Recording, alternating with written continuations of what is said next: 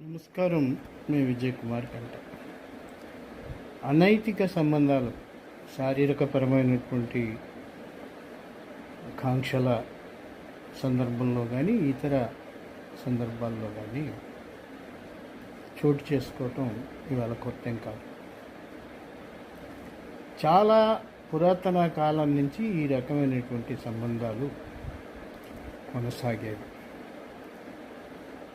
ఇవి ఆమె అతను భర్తకు తెలియటం, కొందరైతే విపరీతమైనటువంటి భావోద్వేగానికి గురయ్యి కొన్ని అవాంఛనీయ ఘటనలకు తావివ్వటం జరిగిపోయాయి.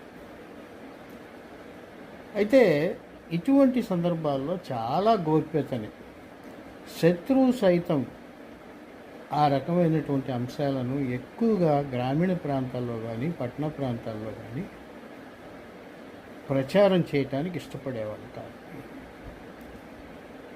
ఒక వివాహమైనటువంటి స్త్రీ భర్తను కాదనుకుని ఇతరులతో సంబంధాలు ఏర్పాటు చేసుకునే ఘటనలు గతంలో కొన్ని శతాబ్దాల నుంచి సామాన్యంగానే ఉండేవి. ఒక్కోసారి కుటుంబాన్ని కాదనుకుని బయటికి వెళ్ళి తిరిగి వచ్చిన పరిస్థితులు ఉన్నాయి. అటువంటి కుటుంబాల మధ్య కూడా సఖ్యత కుదిర్చి ఆ సంసార జీవితాలు ముందుకు సాగిపోయాయి. కారణం ఏంటంటే అప్పటి పామర జనంలో ఉన్న సంస్కారం, అప్పటి వ్యక్తుల్లో ఉన్నటువంటి సంస్కారం, అప్పటి స్త్రీలలో ఉన్నటువంటి సంస్కారం.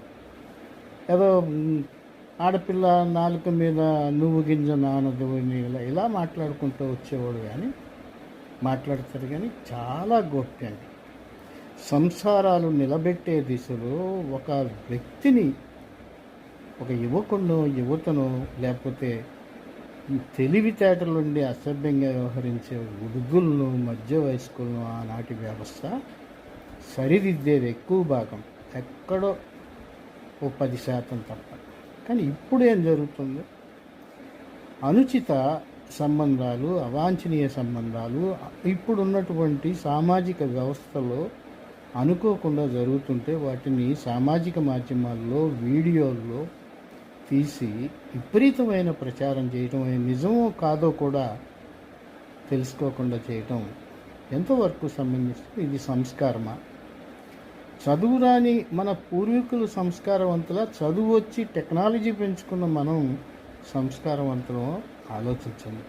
జీవితాలతో ఆడుకోకండి.